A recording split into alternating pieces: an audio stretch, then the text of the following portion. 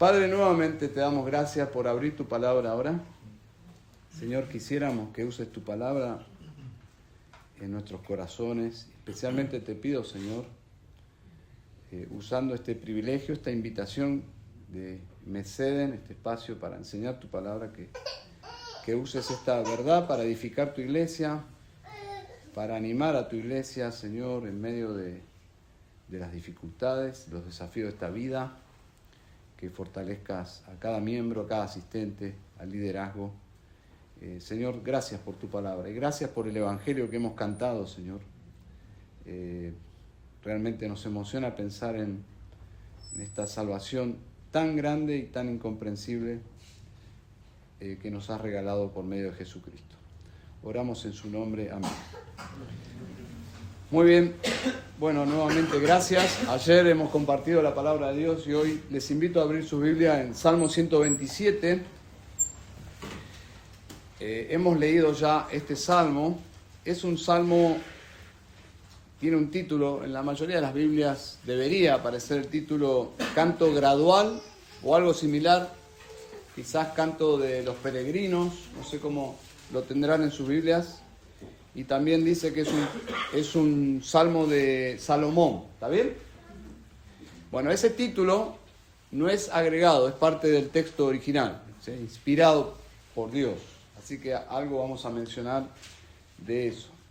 Pero déjenme leerles un comentario de un erudito sobre este salmo que creo que nos va a iluminar un poco el mapa de la ruta de este salmo. Dice así: un comentarista opina que este salmo se dirige a quien está pensando formar una familia. ¿Bien?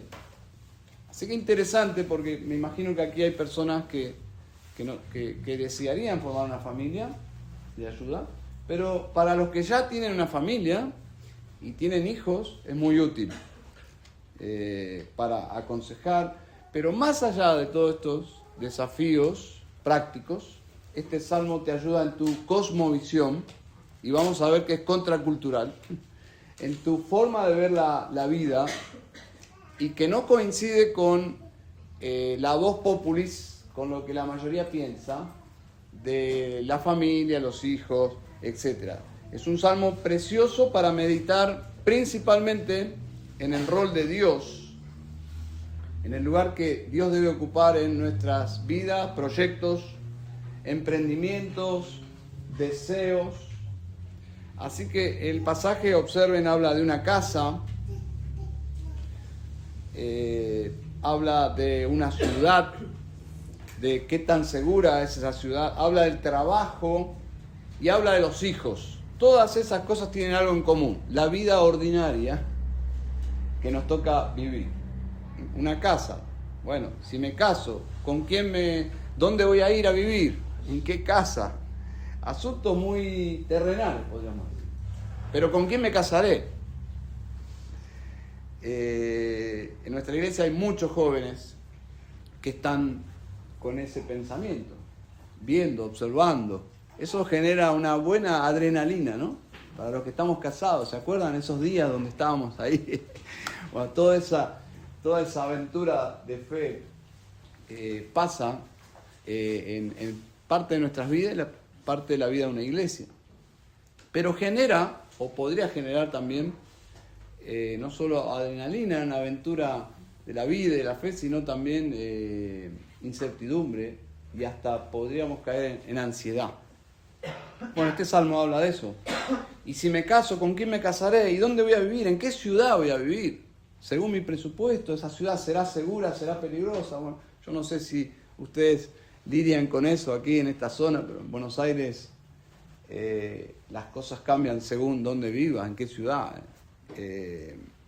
Entonces, ¿dónde viviremos? Luego, principalmente para los varones, tengo que proveer de qué voy a trabajar.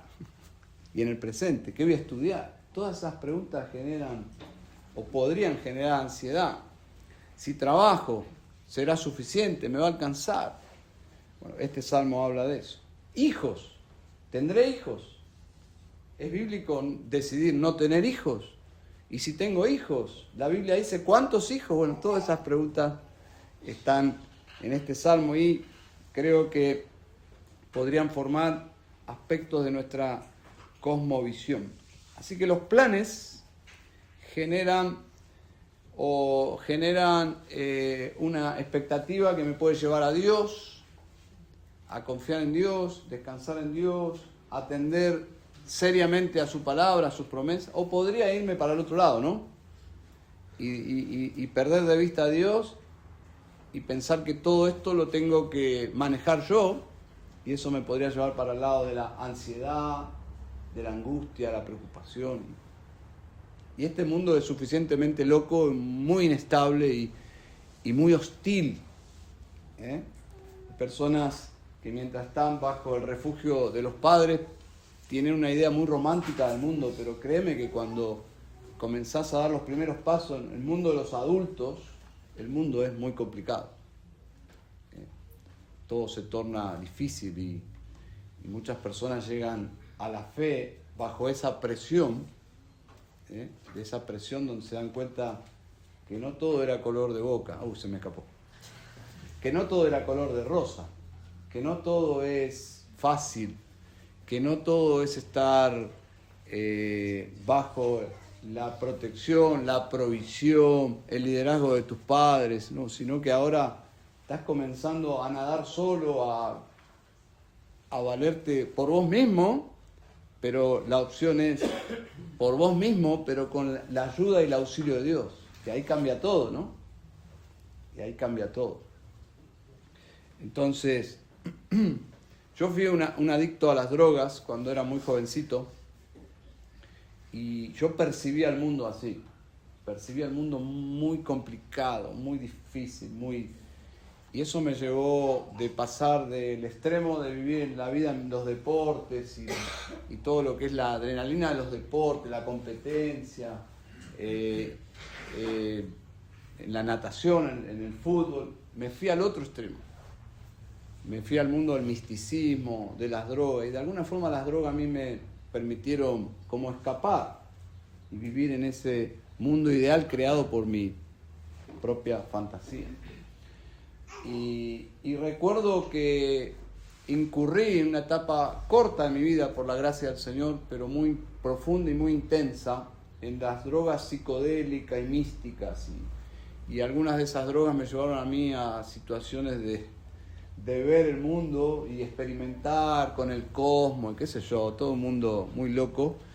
Pero una de esas drogas que consumía con mis amigos me hacían ver el mundo de una forma horrible. Veía a la gente como zombies, así literalmente, horrible, ¿no? Veía a la gente como zombies y de alguna forma, cuando llegué a Cristo, me di cuenta que las drogas me hacían ver el mundo como era, pero perdido, sin esperanza. O sea, me deprimían más. Pero con Cristo podía ver el mismo mundo, créanme, porque la Escritura dice que este mundo es un mundo de zombies. Solo que estos zombies tienen la autopercepción de que están vivos, pero la Biblia dice que están muertos. Entonces cuando el Señor me hizo pasar de muerte a vida y conocí realmente la vida que es Cristo, ¿no? Me di cuenta que el mundo es muy hostil y te puede traer mucha ansiedad, pero con Dios no necesitas transitar esta vida así. Con Dios todo se torna más fácil y uno dice, pero ¿es correcta la palabra? Bueno, Jesús la usó, ¿no? ¿Se acuerdan? ¿Cómo lo dijo? A ver si alguien recuerda. Mi yugo es fácil. O sea que cuando nos unimos a Cristo, con Él, la vida es más fácil. Mi yugo es fácil y ligera mi carga. Pero cuando estás sin Cristo, recordá, vas a cargar vos mismo todo. O podés ser un irresponsable, como fui yo en una época de mi vida, de que no querer cargar nada y escaparte. Pero esa no es la forma de la cual se debe vivir. Por lo tanto, lo que reclama este pasaje, y quiero respetar el Salmo en su estructura natural, lo que presenta este pasaje es a Dios sobre la vida de los hombres, sobre los asuntos de la vida, y la división natural podría ser la siguiente. Esto no es canónico, pero más o menos. 1 y 2, versículo 1 y 2 podría ser para el lector es: reconoce el señorío de Dios en tu vida. Reconoce el señorío de Dios en tu vida, lo cual ya es un desafío para la fe, porque el mundo piensa que cada persona es el señor de su vida y su destino. Así que la primera verdad es: reconoce el señorío de Dios en tu vida. Y del 3 al 5, reconoce el señorío de Dios en tu familia. ¿Bien? Entonces, como mencioné, algo íbamos a mencionar, y lo voy a mencionar porque va a arrojar luz sobre el Salmo, pero dice cántico gradual. ¿Qué significa cántico gradual? Bueno, es una categoría de los salmos. Si no me equivoco, es del Salmo 120 al 134. Son varios salmos que son etiquetados como salmos gradual de ascenso o de los peregrinos. 3 veces al año, los hombres, cabezas de familia del pueblo de Israel, estaban obligados a ir a Jerusalén, no importa dónde vivían. Si vivían cerca, mejor, pero si vivían lejos, aún así debían ir hacia Jerusalén para festejar 3 fiestas obligatorias. Podían ir solos o podían llevar a la familia. ¿Cuáles eran esas fiestas? Pascua, los tabernáculos y Pentecostés. Así que toda la gente en esos 3 eventos anuales, los hombres principalmente, pero podían elegir llevar a su familia, a sus niños, etc., se trasladaban de todo el reino hacia Jerusalén para celebrar las fiestas del Señor. Y cuando estaban llegando, iban ascendiendo, se escuchaban los cánticos de los levitas y del tabernáculo, del templo, y la gente que iba ascendiendo se unía al canto. Bueno, esos cantos se llamaban cantos del peregrino o de ascenso. ¿Me siguen? Bien. Entonces, según la ley, los hombres estaban obligados a asistir, pero las familias debían elegir si subir todos o no. Bueno, en el caso de Jesús, ¿se acuerdan? José y María, ¿qué hacían? Llevaban a todos. El Señor participaba de la fiesta. Pero la idea, ahí en Lucas 2, cuando dice que iban a la fiesta, usa la misma palabra, subieron. ¿Por qué? Porque Jerusalén estaba en el monte de Sion. Entonces, subían. También este salmo añade que es de Salomón, lo cual no es un detalle porque es considerado un salmo sapiensal, es decir, que tiene el propósito de enseñar sabiduría, es decir, que el lector no solo lo cante, sino que mientras lo cantaban, eran enseñados, eran persuadidos por verdades que podían hacerte más sabio. Entonces recuerden que Salomón, el campo académico de Salomón justamente fue la sabiduría. Así que este salmo plantea una verdad central y universal: todo depende de Dios. Versículo 1. Todo depende de Dios. No debemos engañarnos de que sea de otra forma. Si Jehová no edificare la casa, en vano trabajan los que la edifican. Todo depende de Dios, que Él tiene total señorío sobre todos los hechos de nuestra vida. En especial en el ámbito de la familia. Salmo 127, 128, que hemos leído.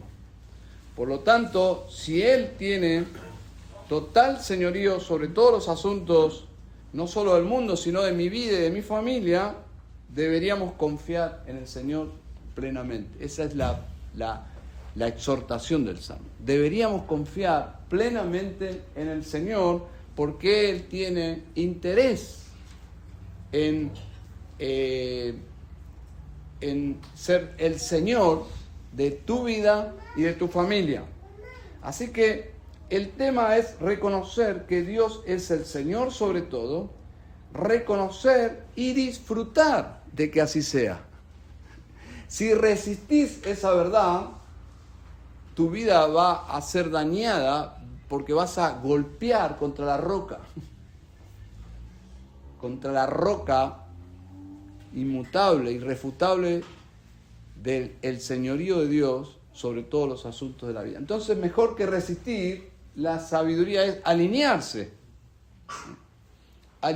con esta verdad de que el Señor está sobre todo y disfrutar de su providencia. Así que vuelvo al punto de la familia.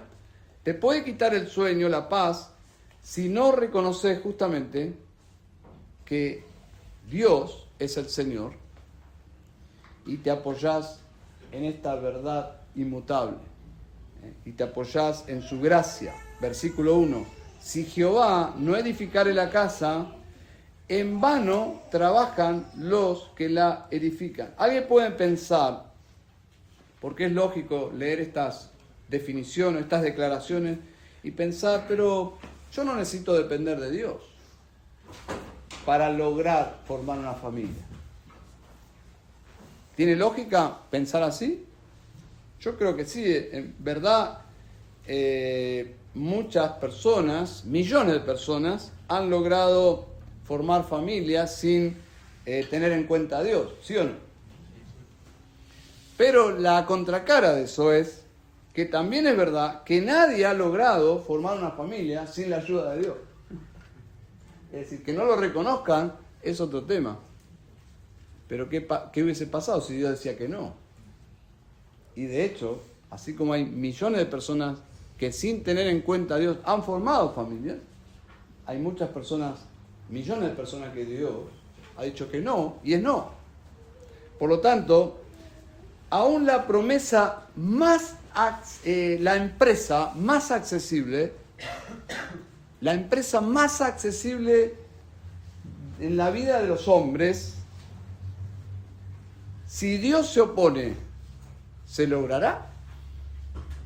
La respuesta es no.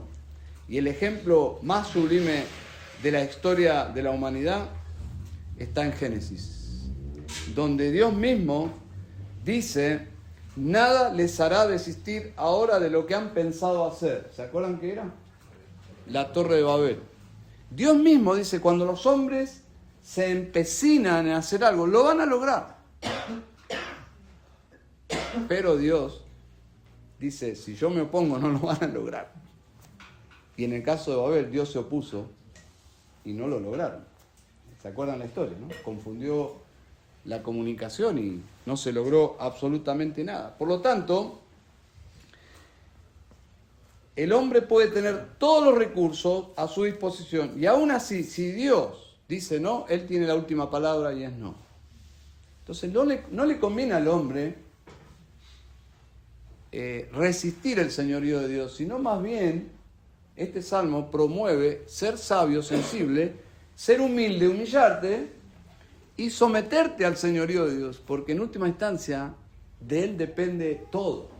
Tu próximo latido de corazón depende de Dios. Si Dios dice ahora que ese aparatito del tamaño de este puño deje de latir, chao. Dios tiene control de lo macro, de lo micro, de todo. Del mundo microscópico y de las galaxias. Ese es nuestro Dios.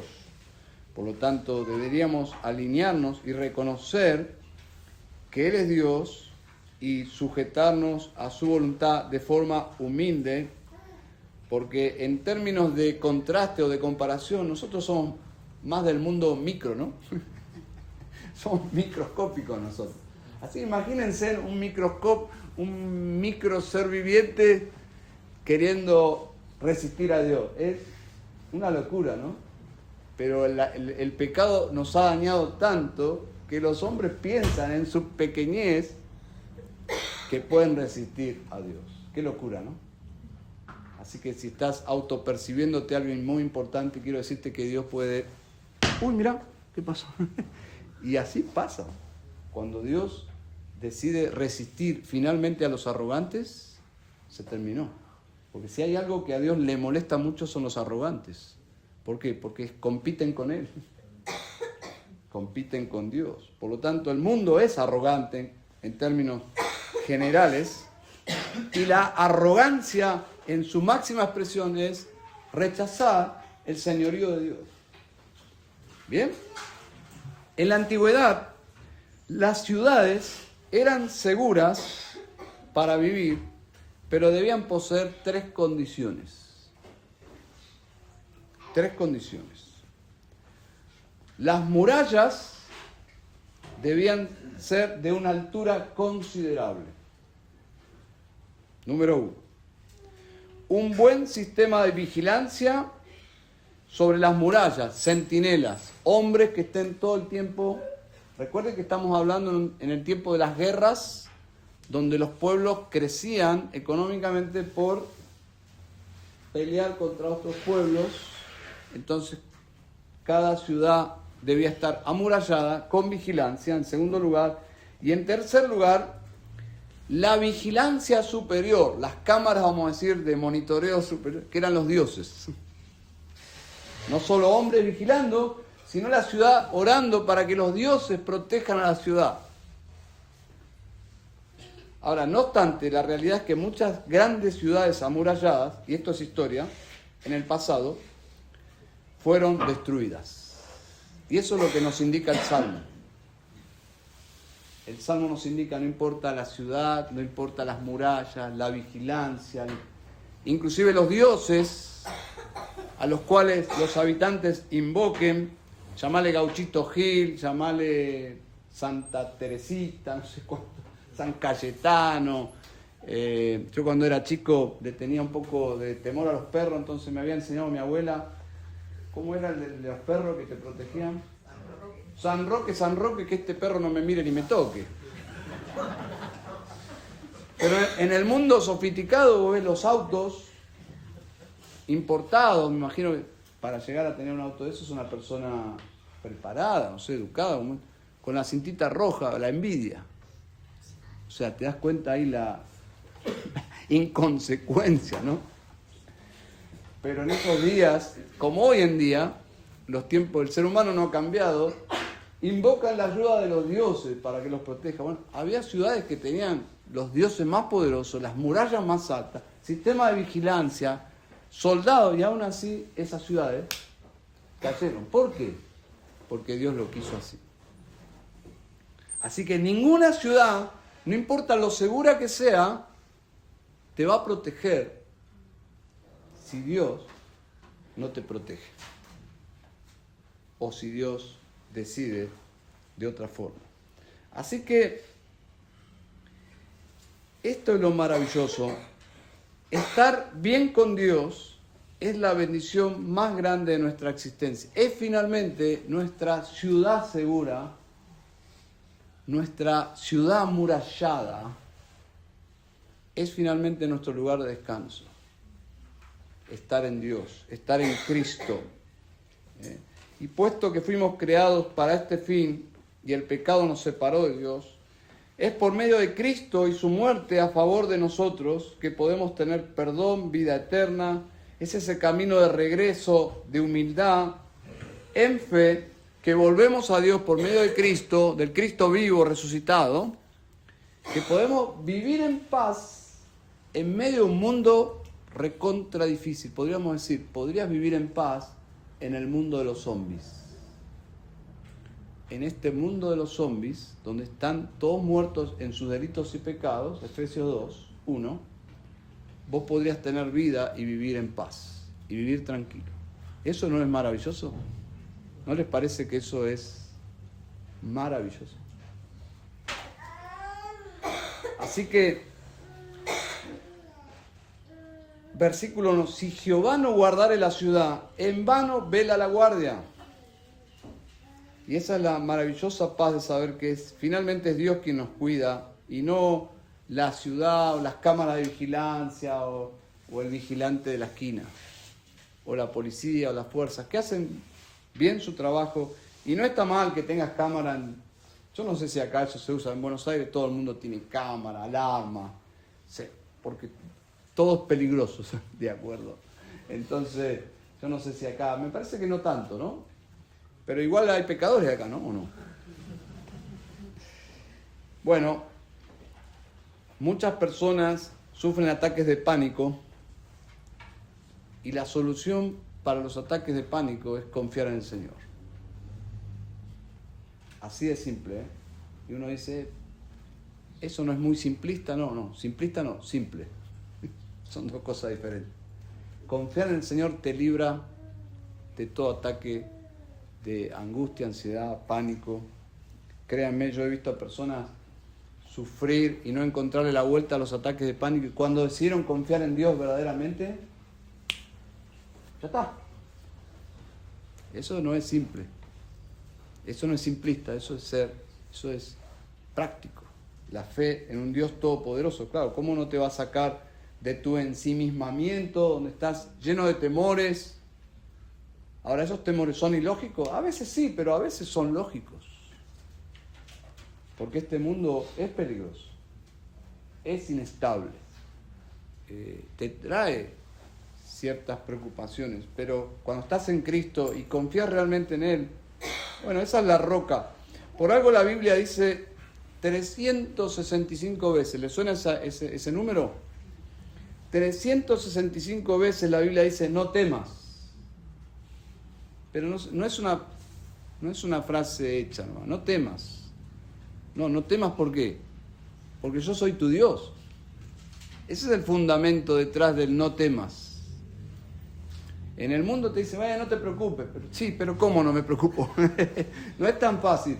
En la Biblia dice, no te preocupes, ¿por qué? Porque yo soy tu Dios. Ahí cambia. Ahí cambia. Porque sí, Dios tiene poder para protegerte. Protegerte más allá de tu ciudad amurallada y de tu sistema de vigilancia y de todas las cosas.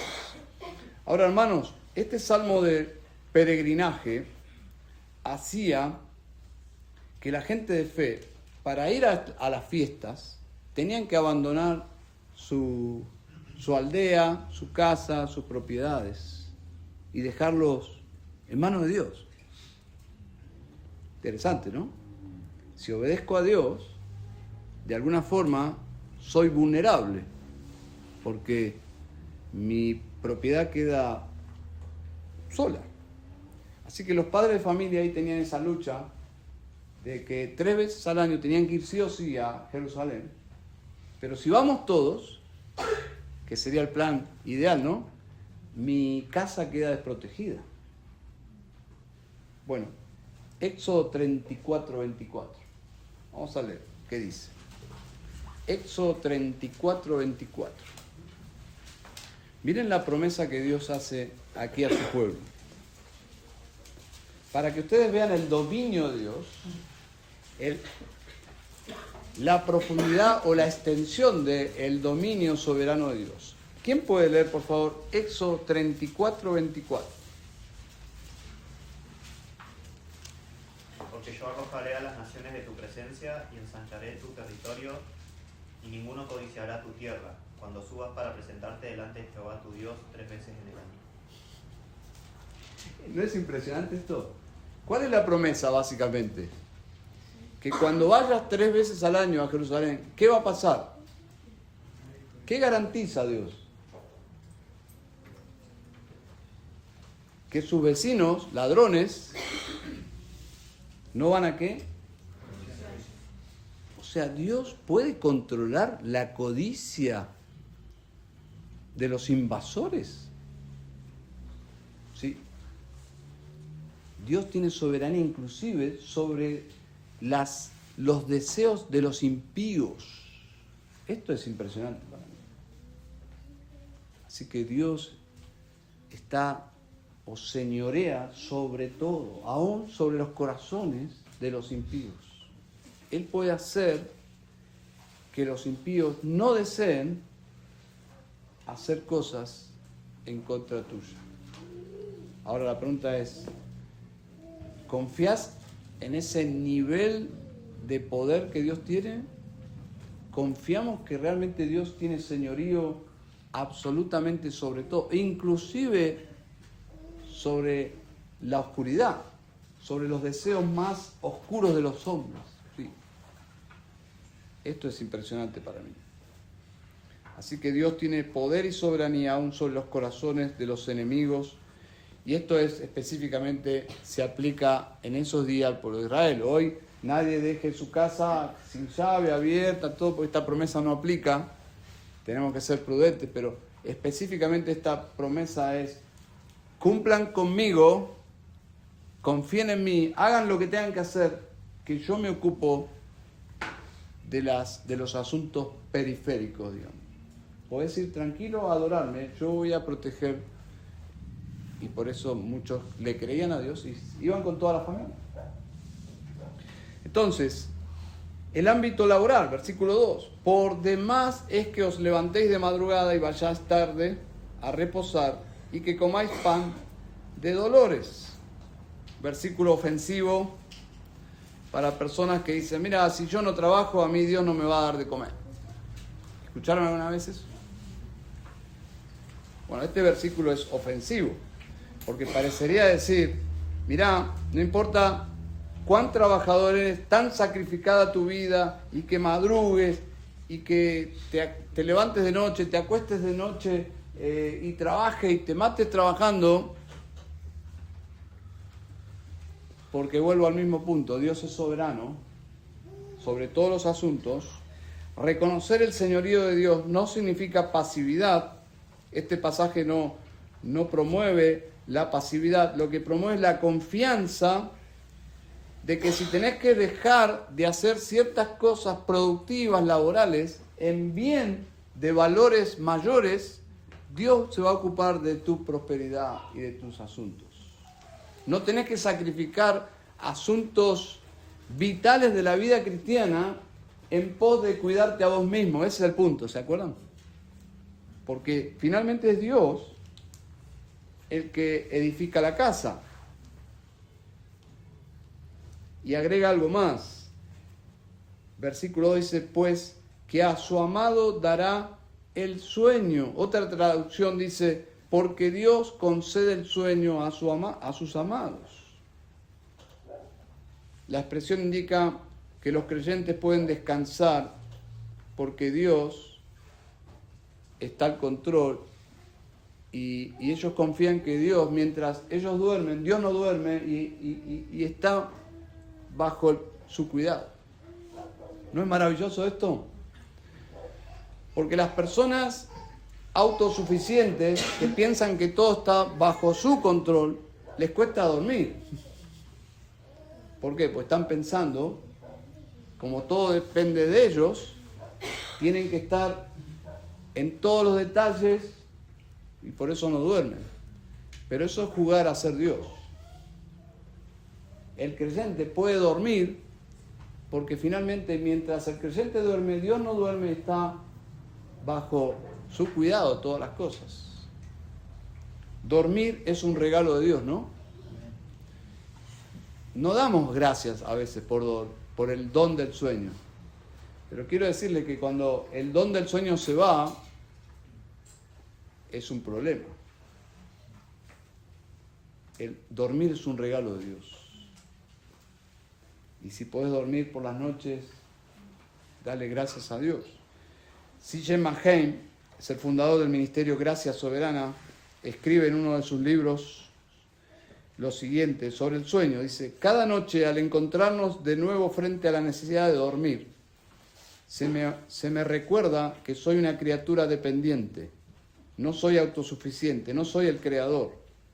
Señor, gracias por el don gratuito, restaurador, que me humilla. Dormir me humilla. Dormir me humilla. Así como tu celular se descarga y necesitas ir a enchufarlo. Nosotros todas las noches tenemos que desenchufarlo y dormir. Por eso cuando las personas no pueden dormir es porque no se desenchufan, pueden terminar en la locura. pero básicamente están jugando a ser Dios. La Biblia dice aquí, dormir es el descanso más profundo de los que confían, de los que entienden su humanidad, su fragilidad, y den gracias a Dios por el sueño, el don del descanso.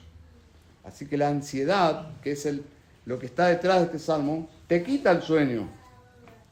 Si vos querés estar al control, vas a perder este don precioso de dormir y descansar. Hay personas que duermen pero no descansan, porque parecería que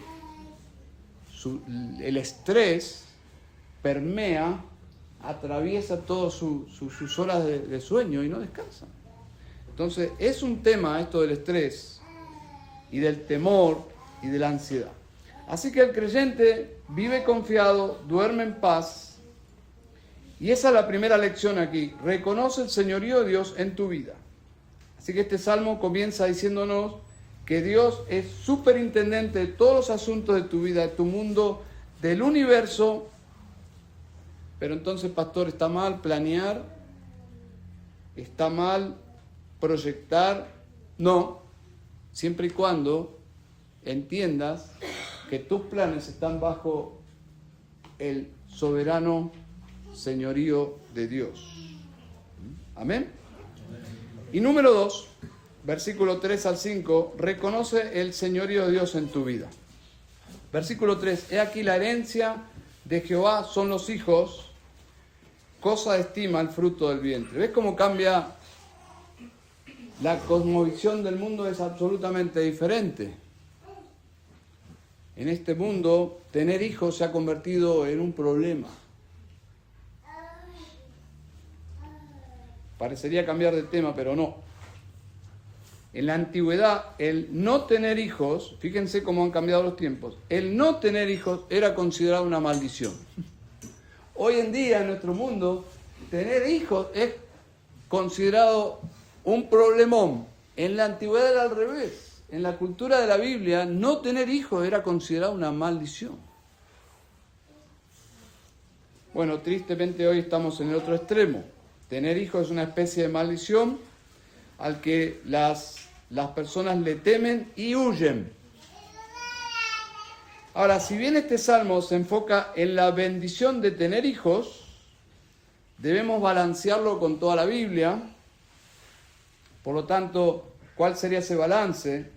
Si Dios te regala hijos, gloria a Dios. Y si no te da hijos, gloria a Dios. ¿Está bien? Pero en la antigüedad, el no tener hijos era considerado como el enojo de Dios sobre las mujeres. Una especie de pensamiento de superstición, ¿no? Pero finalmente, si Dios te da hijos, gloria a Dios, y si no te da hijos, lo aceptamos como su voluntad. Por lo que sabemos, Pablo, el más grande misionero de la historia, no tuvo hijos. Por lo que se sabe, no tuvo hijos. Jesús no tuvo hijos. Por lo tanto, no es ese extremo de pensar que no tener hijos hace que tu vida sea incompleta, sino que hacemos con los solteros. Y que la voluntad de Dios es para muchas personas es quedar solteras. Estarían en una maldición perpetua, pero no, esa es la idea. La idea es que el patrón de Dios, en términos generales, es tener hijos. ¿Bien? Es interesante ver cómo los predicadores y teólogos que nosotros amamos y estimamos, formaron sus familias. Y no hay un patrón histórico como que los puritanos tenían muchísimos hijos. Bueno, está bien. Pero, por ejemplo, Jonathan Edwards, que era de la línea de los puritanos, tuvo 11 hijos. Bien, ¿no? 11 hijos. O sea, si viviera en el día de hoy, pastor Jonathan Edwards tuviera que comprar un vehículo para llevar a su familia a la iglesia, tendría un problema. Tendría que comprar una combi, ¿no? Martín Lutero tuvo 6 hijos y además adoptaron 4 hijos más. O sea, 10 niños en la casa. Interesante. Charles Spurgeon, ¿cuántos hijos tuvo? ¿Alguien sabe? 2. Yo soy spurgiano. ¿Vos también? Sí, Spurgeon tuvo solo 2 hijos. Lo que quiero que vean es que hombres de sana doctrina tenían los hijos que deseaban tener, pero más allá de eso, aquí hay un patrón que vamos a ver. Juan Calvino tuvo solo un hijo y murió prematuramente. Martin Lloyd-Jones, 2 hijas, solo 2 hijas. Como verán, hay diversidad y más allá de todo, Dios es soberano como dador. Así quisiera hacer una aplicación práctica acá, que creo que es lícita y el texto lo amerita. Si estás planeando casarte, y ahí vamos a empezar del fundamento, si estás planeando casarte, tu anhelo es casarte, no lo postergues por falta de fe, porque no todo se trata de planificación financiera, eso tiene que ser balanceado, y eso pasa muy, muy a menudo, que las personas cuando planean su vida dejan a Dios de lado y todo se trata de numeritos. Entonces eso hay que balancearlo. No lo postergues por falta de fe, pero no lo apresures por falta de prudencia. Cuando viene un jovencito de 18 años que está estudiando todavía y se quiere casar, yo creo que ahí estamos. No te apresures, eso es imprudencia. Pero cuando alguien dice que va a tener un noviazgo de 15 años porque está haciendo la casita, yo diría, eso es falta de fe. Tenemos que balancear todas las cosas, ¿no? Debemos tener cuidado que la planificación no sea un camuflaje de autosuficiencia e incredulidad. En última instancia, todo depende de tu fuerza. Bueno, este salmo te da el balance de que Dios es finalmente el Señor de todo. Y en cuanto a los hijos, alaba tener hijos. Observen 2 cosas. En la edad temprana, eso es muy curioso, ¿no? En la edad temprana, los hijos habidos en la juventud. Pero hay un sentido lógico ahí. Más allá de las excepciones, ¿no? El pasaje no habla de excepciones, habla de un patrón.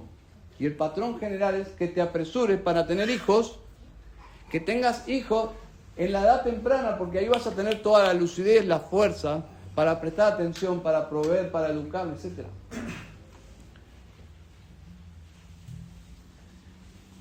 En una consejería, hace un tiempo atrás, un varón, con mucho dolor, me reconoció que con su esposa habían sido muy egoístas, que planificaron su vida de tal forma que los hijos los fueron postergando. Y cuando decidieron finalmente tener hijos, fueron al médico y le dijo demasiado tarde. Tenía el útero envejecido prematuramente, ya no había... ¿Qué hago, pastor? Pero estaba súper entristecido. Digo, bueno, en primer lugar, les va a parecer duro esto lo que les voy a decir, pero digo, en primer lugar tenés que arrepentirte por ese egoísmo de pensar en ustedes y no pensar bíblicamente en cómo Dios planea la familia.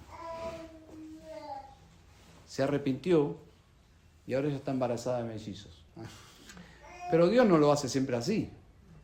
Hay personas que postergan y cuando desean tener hijos ya se cerró el tiempo de la siembra y la cosecha.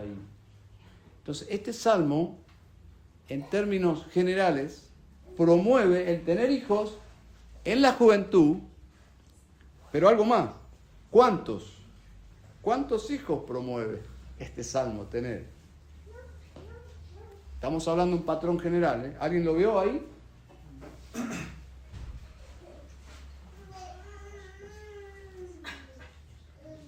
Cuesta decirlo, ¿no?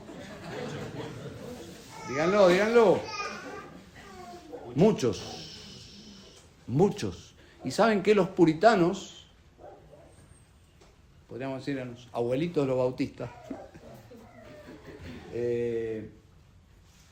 o los padres de los bautistas, perdón, los reformados eran los abuelos, pero ellos entendían que era una bendición tener hijos y tenían muchos. y tenían muchos. Pero en el mundo moderno, lamentablemente, la cultura ha permeado la iglesia y muchos matrimonios han comprado una cosmovisión mundana de todo, pero especialmente de los hijos. Y probablemente yo tengo que reconocer que por falta de pastoreo o de mentores o de sabiduría principalmente, cuando nosotros planificamos nuestra vida decidimos tener dos. Yo me preguntaba con Nacho, ¿por qué decidimos tener dos? Bueno, fue lo que Dios quiso, porque Dios es soberano. Pero ¿por qué no tuvimos 4? Ya está. Ahora estamos esperando a los nietos. Pero la Biblia promueve tener muchos.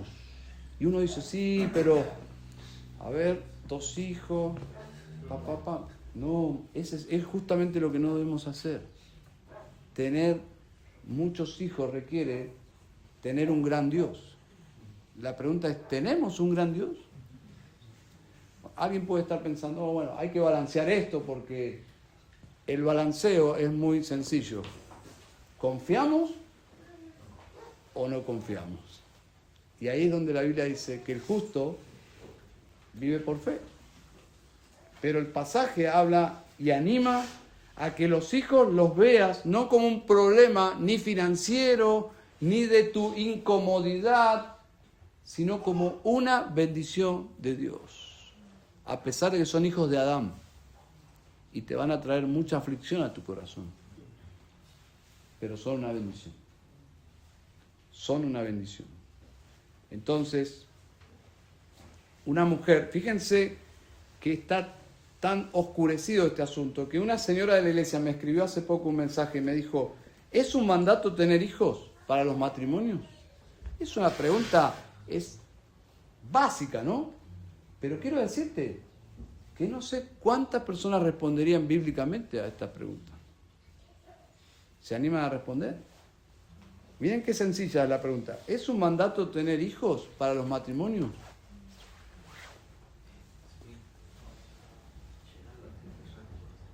Piénsenlo, pero yo les voy a dar mi respuesta.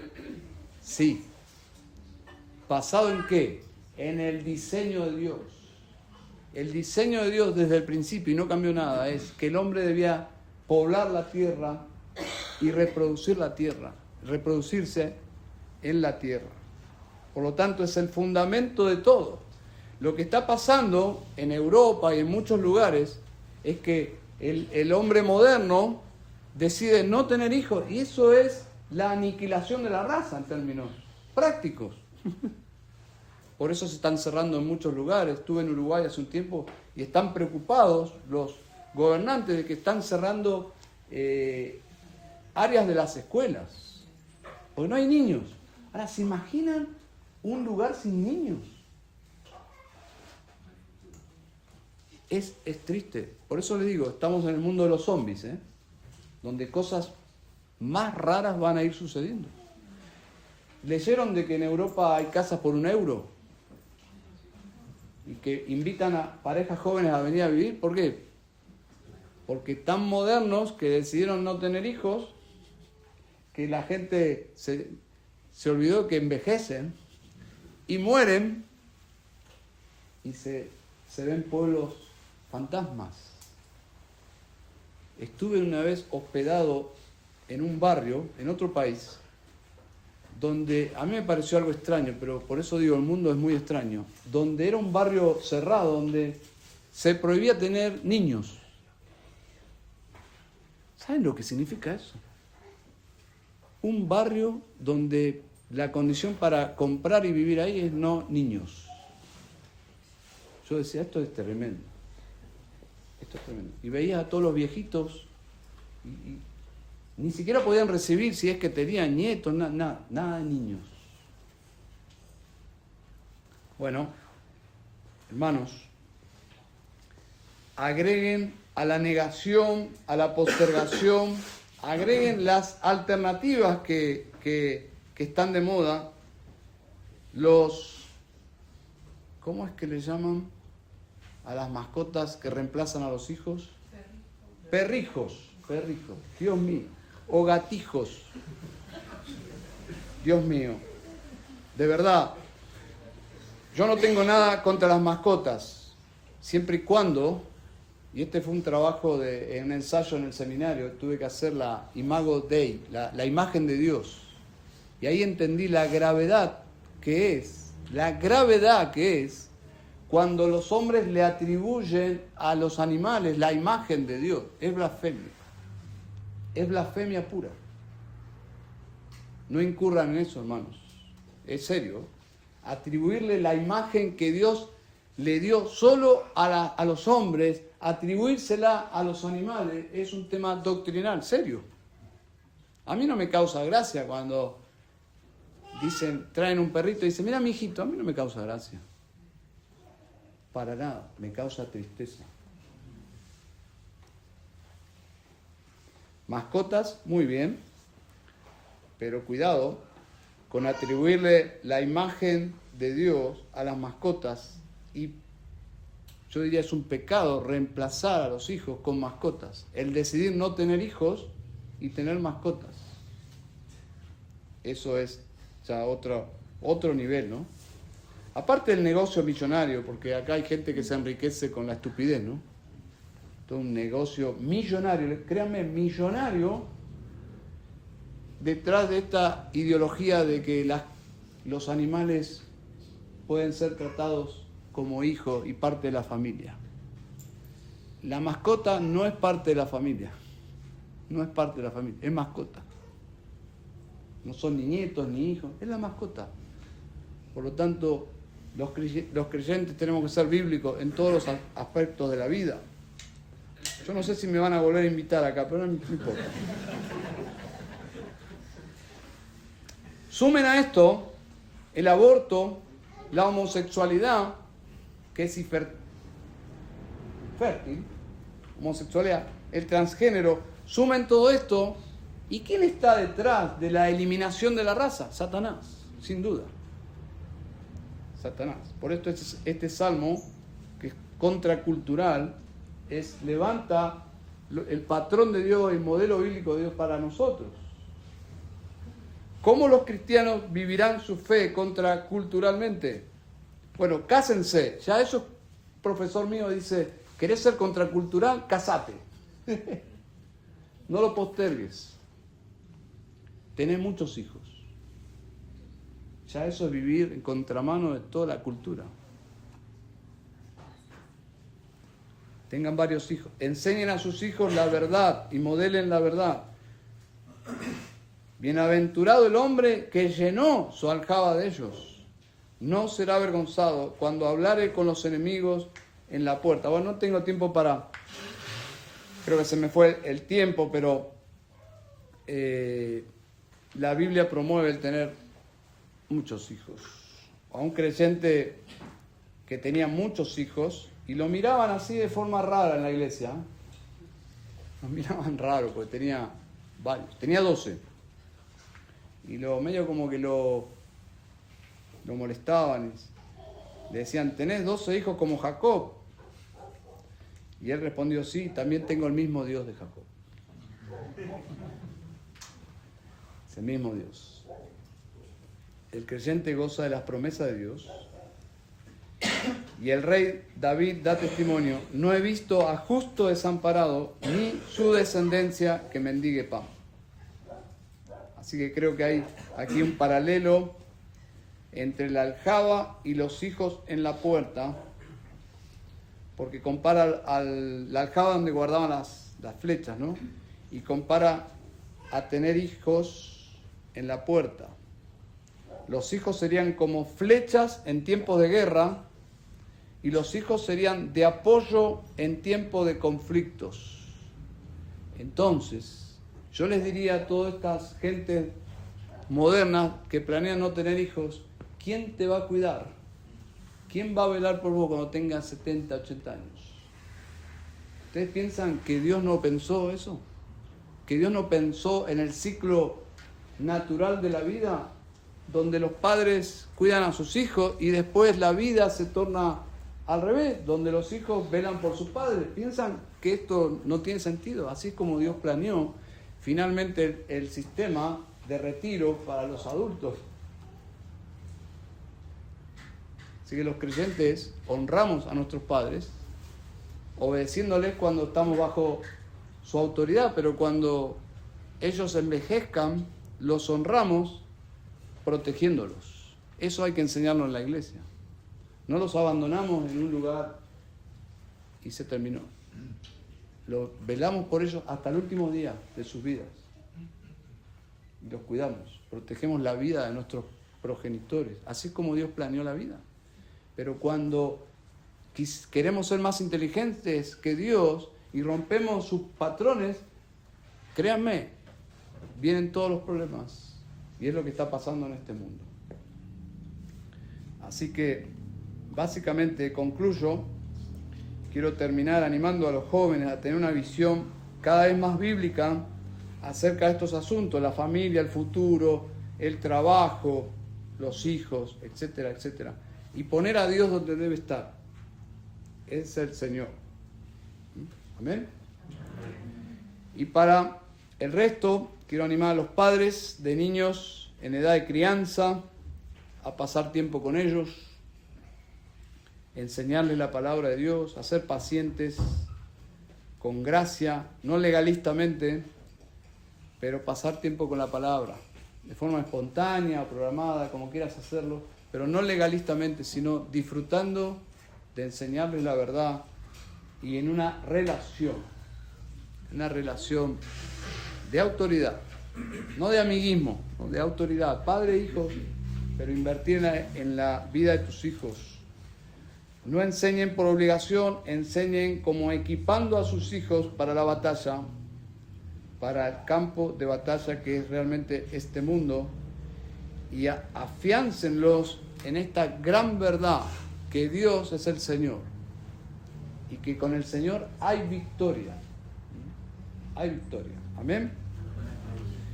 Y finalmente quiero animarles a todos los presentes que no han confiado en Cristo, que tomen a nuestro Señor Jesucristo en serio y que lo hagan el Señor y Salvador de sus vidas. Amén. Vamos a orar. Padre, te damos gracias porque tú eres Dios y nosotros criaturas, pero quizás la mayoría de nosotros podemos decir no solo criaturas, sino ahora hijos tuyos por medio de Cristo. Gracias, Padre, por este privilegio de llamarte Padre, y gracias por la verdad que nos hace libres. Gracias por todas estas verdades que a veces no las asimilamos porque no meditamos profundamente en ellas. Te ruego, Señor, que las verdades de este salmo permeen la cosmovisión de cada persona aquí presente, no solo para aplicarla a sus propias vidas, sino para influenciar y persuadir a otros. Señor, gracias porque tu palabra es verdad. Oramos en Cristo Jesús. Amén, Señor. Amén.